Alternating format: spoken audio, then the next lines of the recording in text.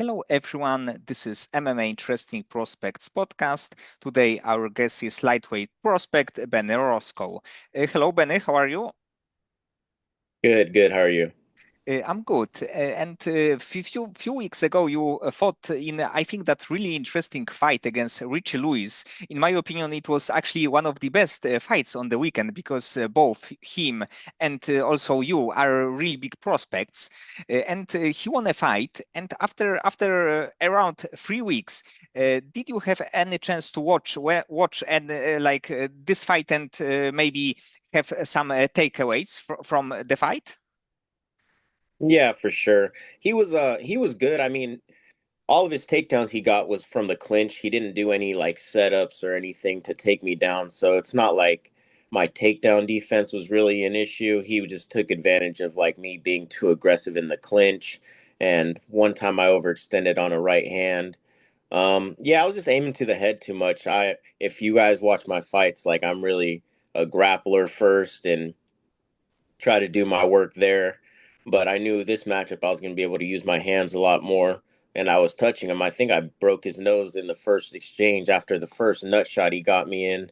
I think when we continued, I hit him with a 3-2 and broke his nose, cut his cheek, and it really got me excited to start hitting him. And I was aiming too much to the head, and I should have been going to the body more and being a little bit smarter. But you get caught up in main event, emotions are high. You just want to go put on a show. And he did what he was supposed to do. He neutralized the game, used his wrestling. But yeah, no, I definitely would have went about it differently on the feet, definitely more to the body, um, stayed on my movement. And on the ground, I would have just got up and fought hands because if you watch it, I would get up and he had good trips, but I wasn't defending the trips that much. I was more letting him trip me and looking to catch him in a transition because all the build up to the fight, he was talking about he's a new fighter. He's changing his name from Richie Savage to Richie the Most Dangerous. So all in my head, I'm thinking, okay, this guy's gonna come at me. He's gonna try to open up and really take my back or advance position to try to finish the fight. And I'm like, okay, if he tries to grapple with me in exchange, I'll catch him in transitions.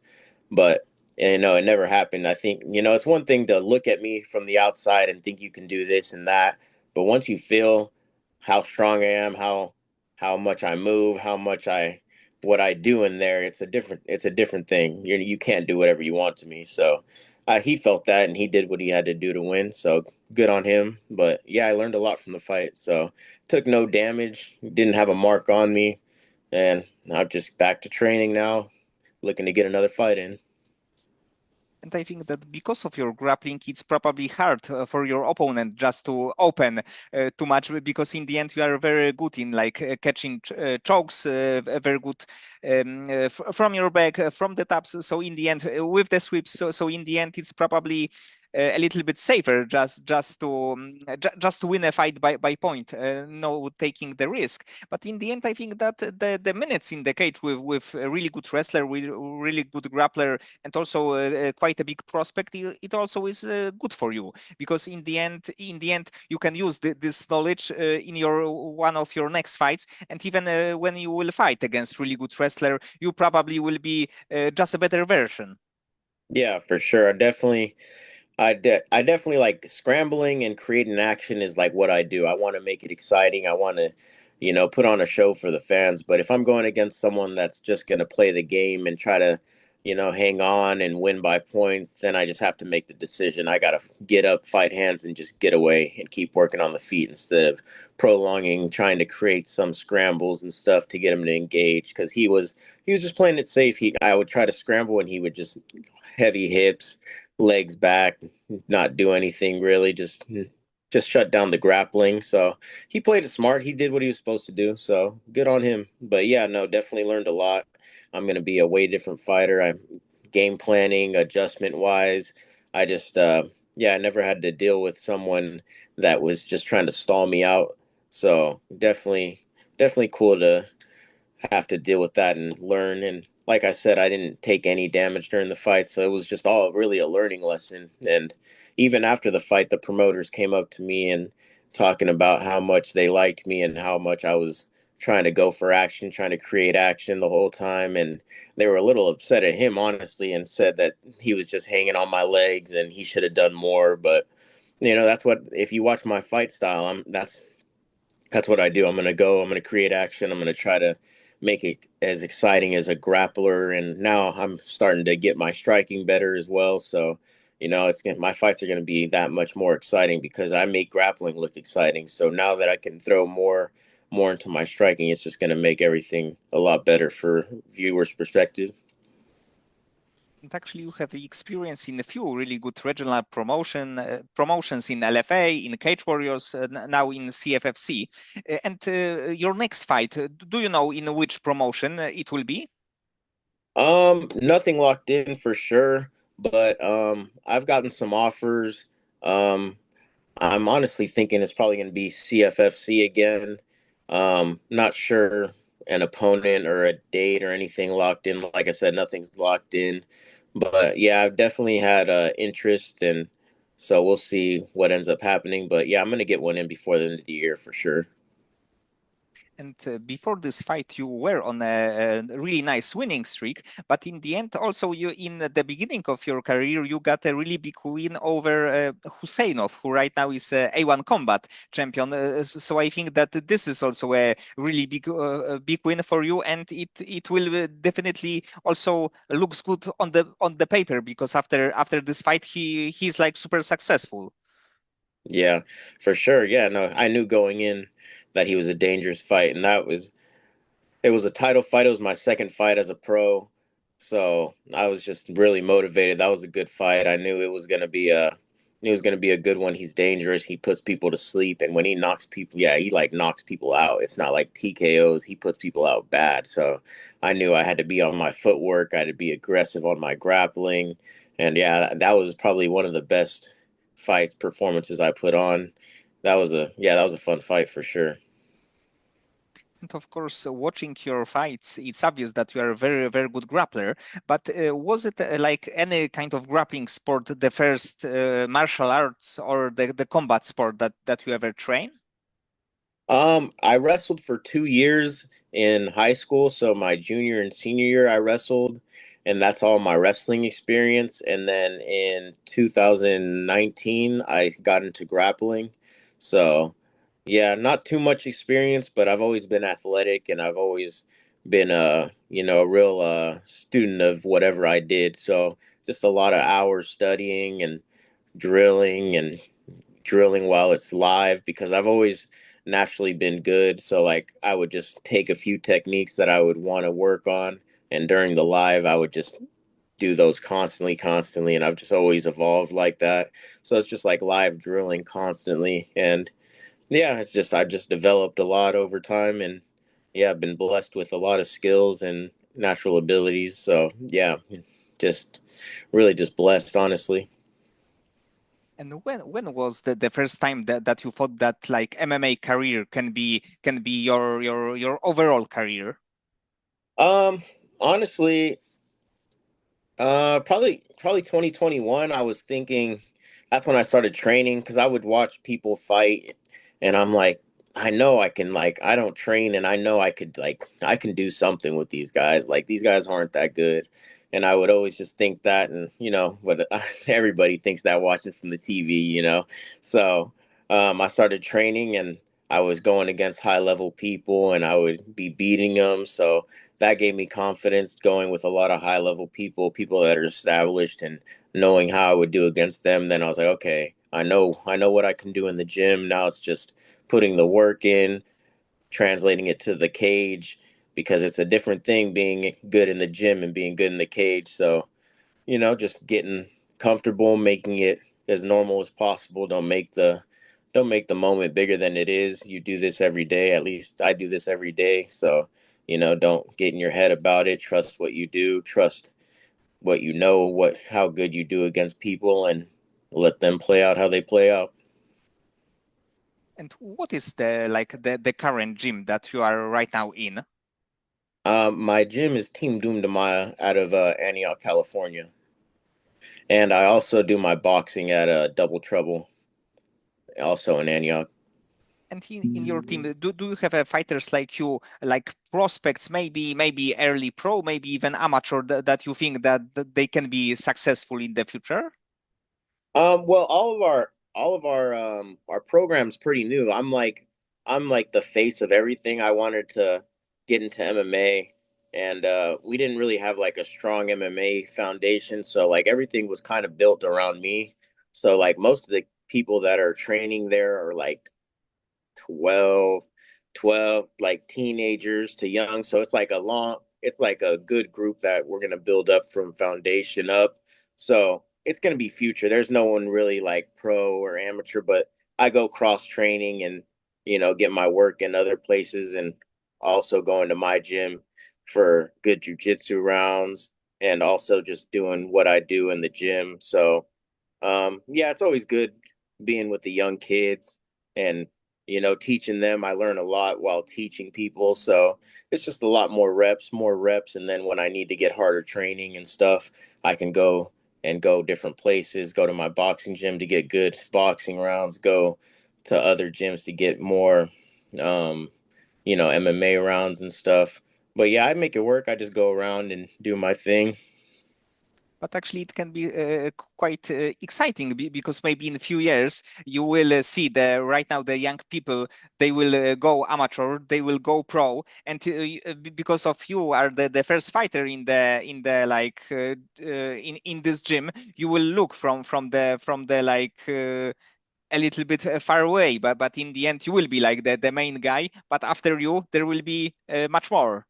Yeah, no, and it's a super rewarding feeling. I used to coach wrestling for like 8 years after I graduated, and just seeing kids grow up and seeing how much of effect you make on them in a positive way. And I still get reached out to by wrestlers I coach that see me doing my thing now, and they tell me how much of a good positive figure I was, and it's really rewarding. So seeing the kids grow up, and even if they're not successful, just being successful in life and getting their life together and going on the right path, it's that's rewarding. So yeah, I love helping the younger people, giving knowledge when I can and to who I can. So yeah, no, it's I love the situation I'm in.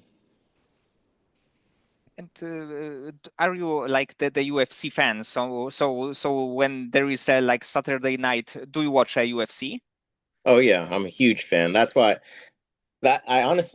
honestly how I got so good at grappling and stuff. Like, I remember the first day in the gym, my head coach was watching me grapple, and I did a far side armbar, like how George St. Pierre did Matt Hughes in their fight, and he just looked at me crazy and was like, he's like, "Are you one of those YouTubers that like come and prank? Like you're actually a black belt and you just do this?" And I'm like, "No, I just saw GSP do this, and I saw like the position and I went for it." So like, I'm not scared to go for things and try things. So like, and I've seen so many fights and so many transitions and things, and I just go for it. And like I said, I've been blessed with natural ability, athleticism. So, things come a lot more easier to me than other people. But yeah, no, I've just studied the game, watched it so many times. I kind of have like a feel for what I should be doing, what's next.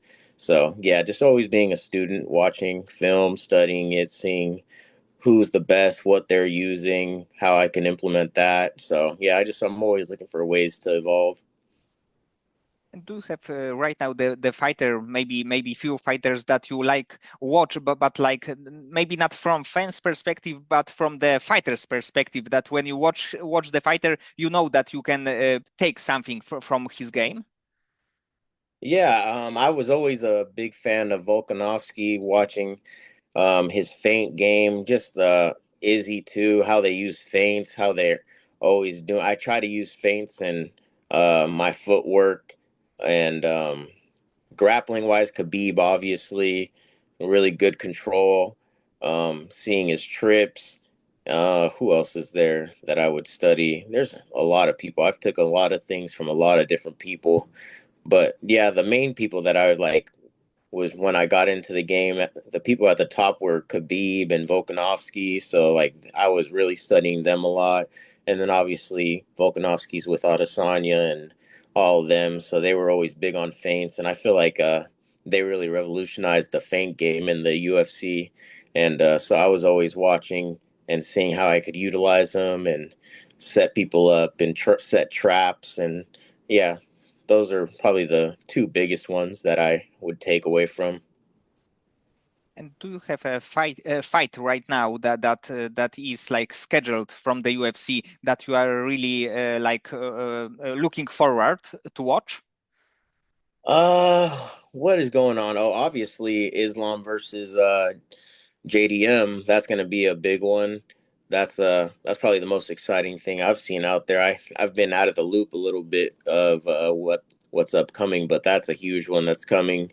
And yeah, I'm really excited to see how Islam deals with the size and the boxing of JDM, because JDM also has good um, ability to get up. Like when he gets taken down, he's good with his jujitsu to create space to get back up. And even when you take him down, he's quick to bounce up. So I'm interested to see how Islam does against that, because Islam's obviously Islam. He's good. He's was pound for pound number one. But I don't know. JDM's a big guy, and he's obviously the champ. So it's gonna be a fun one. I definitely can't wait to watch that one. Yes, yes, it definitely will be a great fight. I actually was a little bit, maybe not surprised, but when JDM fought against Belal, I thought that this kind of long break, because JDM had like 15 months break, I think that it can be a factor. But in the end, he looked great in that fight. hmm Yeah, and I was surprised that Bilal didn't try to wrestle more in that fight. Honestly, I thought he would try to do more wrestling, or at least feint takedowns more. But he did a lot of stand up with him, and I feel like mixing in the wrestling would have done him better. But whatever. When you're in there, it's a different game. You feel things that other people can't see. The feints, the way he JDM mixes in the body really well, so that might have been deterring him for going in for takedowns, worried about getting caught. So, who knows what he was feeling in there. I didn't watch it to break it down to see why he didn't do what I think he should have done. But yeah, there's a lot of different factors that could have stopped him from doing it. And because you know a game really well, let's say that right now, to your current skill set, you can add one skill from any fighter in the world. Which kind of skill or the tool would you like to pick and add to your skills? Um, Honestly, I I like JDM's combinations, how he rips off like three, four, five punch combinations. That's really nice. Like I'm more of like a safe fighter. I'll throw a 2, 3 or 2 to 3 punches maybe now. Like now, this last fight was the most output I put on the feet for sure. But I feel like being more free in there and being confident to throw 4 or 5 punch combinations as well as kicks. Um, I feel like that would serve me well, because I have a good chin. I've never been knocked down. I've never been knocked out. Um, I have good head movement. I have good footwork. So I think just the confidence of trusting my skills, trusting what I can do, and obviously Jack has confidence to stay in there and throw it. I've just like, when you're in 4 ounce gloves, anytime you get touched, you can go to sleep. So I'm really conscious of that. So I'm more defensively oriented, but yeah, trying to open up more offensively. And I feel like Jack has the most output when like if he's just gonna stand with you, he'll rip off combinations. So yeah, I could really like that, and he mixes it up to the body as well. Like he goes high low really well. So that's something I would like to do more. And outside of like a fight game, do you have maybe like something like a hobby or passions, something that you are really excited about? Man, I really don't, honestly. This is all I do. Train all the time, 2 times a day, 7 days a week. All I do. There's like, if I'm not training, I'm recovering for my next session. I'm reading my Bible. There's really nothing else I do. Like, if any free time I have, I'm trying to get my time in with God and reading the Bible because, I got to make time for that before anything. So I really don't have time. And it's like I can't go out anywhere because I got to be back at the gym later. So it's just recovery. And while I'm recovering, read my Bible, lay down a little bit, maybe take a nap or something. Just recover, honestly, because I still work. I still work at 3:30 or 4:30 in the morning at UPS. So it's like I have to find my time to rest and get enough sleep and recover. So I really just don't have time to do anything other than this. So, which I like it though. I'm super strict on.